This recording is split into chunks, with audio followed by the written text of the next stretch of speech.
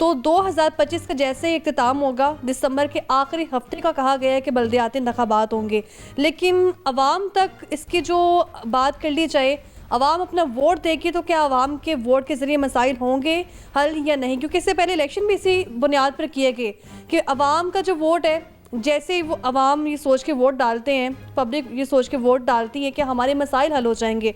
हर हलके में, हर गली मोहल्ले में जो इस वक्त रोड का स्ट्रक्चर ख़राब है, जहाँ पर पीने का साफ़ पानी मौजूद नहीं है, जहाँ पर गैस के मसाइल मौजूद है, जहाँ पर सीवरेज का मसला अज़लों से चलता आ रहा है, सीवरेज की जो लाइन्स, पाइप लाइन्स हैं वो इतनी बोसीदा हो चुकी हैं कि वहाँ पर अगर बात करें तो लोगों का कहना है कि अज़लों से अभी तक इनको तब्दील नहीं किया जा सका।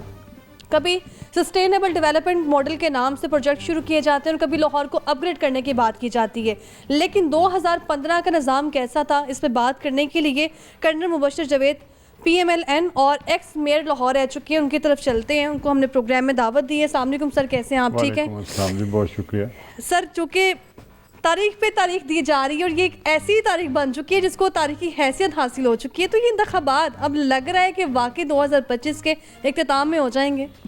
देखिए, थोड़ा सा पीछे चलते हैं। जी जी। 2013 में बल्दियाती कानून बनाया PMLN, उसके तहत जैसे आपने फरमाया 2015 में इलेक्शन हो गया और 1 जनवरी 2017 को हम ने लाहौर में बल्कि पूरे पंजाब में बल्दियाती नुमाइंदगान जो थे वो बराजमान हो गए। कहीं मेयर बन गया, कोई डिप्टी मेयर बन गया, district chairman and all that up to UC level. लग रहा है आपको कि हुकूमत बाज़िद है, जिस तरह तारीख पे तारीख बदली जा रही थी, या फिर ये समझे कि हुकूमत खुद ही मुआफ़ज़त है, नहीं चाहते हैं कि बल्दियाती इंतखाबात हों, बल्दियाती निज़ाम आए? मैं आपको एक बात बताऊं, मियां मोहम्मद नवाज शरीफ साहब जो है ना, जो हमारे कायद हैं, वो बल्दियाती निज़ाम की फेवर में बहुत ज़्यादा है। अच्छा।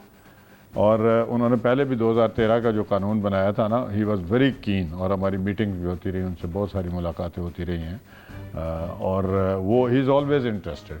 अब आगे डिले क्यों हो जाता है वो मैं उसके ऊपर ज़्यादा रोशनी नहीं डाल सकता। बहरहाल अभी की बात करें कि कानून बन गया 2015 का, और वो भी PMLN ने बनाया और फिर इलेक्शन अनाउंस भी कर दिए हैं, अल्लाह करे हो जाए। इससे पहले वाले कानून की मैं बात करूं तो अब जो नया कानून लेकर आए, कितना फ़र्क समझ रहे हैं? और अगर पहले ही ये सारे SOPs बनाए गए थे इस हवाले से, तो फिर बार बार मौखर करना किस बात की तरफ इशारा है? PTI का कानून था 2022 का, जिसके तहत इलेक्शन कमीशन ने अनाउंस भी कर दिए थे इलेक्शन।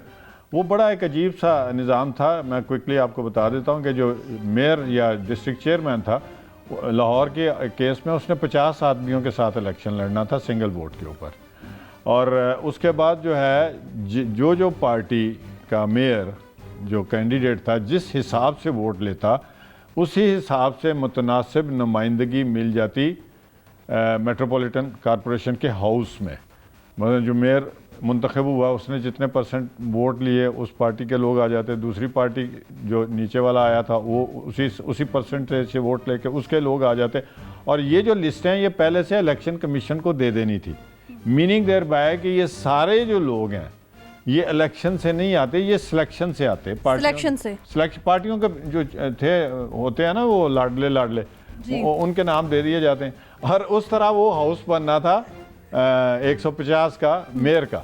अच्छा, अब UC चेयरमैन जो उस कानून के मुताबिक आ रहे थे 2022 के, वो यूं थे कि वो सारे मुंतखब हो जाते और कहा जी वो अपनी अपनी उनकी लोकल गवर्नमेंट है। They were not part of the mayor का जो हाउस है, उसमें उन्होंने नहीं बैठना था चेयरमैनों ने।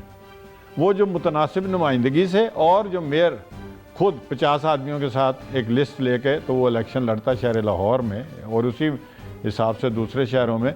तो वहाँ कहाँ गए जो लोगों ने वोट लिया मोहल्लों से, वो तो बेचारे बाहर बैठे रह गए। आपने मेट्रोपॉलिटन की बात की है, तो लाहौर जैसे बड़ा शहर है, बहुत बड़ी आबादी है इसकी, और इस शहर में मेट्रोपॉलिटन निज़ाम बेहतर है या टाउन वाइज बल्दियाती तकसीम ज़्यादा मौसर रहती है? देखिए जी, जब तक लीडर ना हो, जब तक कमांड ना हो किसी चीज़ की, प्राइम मिनिस्टर ना हो तो क्या सारे मिनिस्टर जो हैं वो हुकूमत चला लेंगे?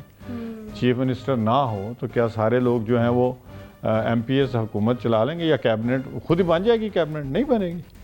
इसी तरह अगर आपने 10 टाउन या 9 टाउन बनाने हैं, मैं लाहौर के हिसाब से बात करूंगा, इसी दूसरे ज़िला में भी इसी तरह ही है, तो वहाँ तहसीलों के चेयरमैन बनेंगे।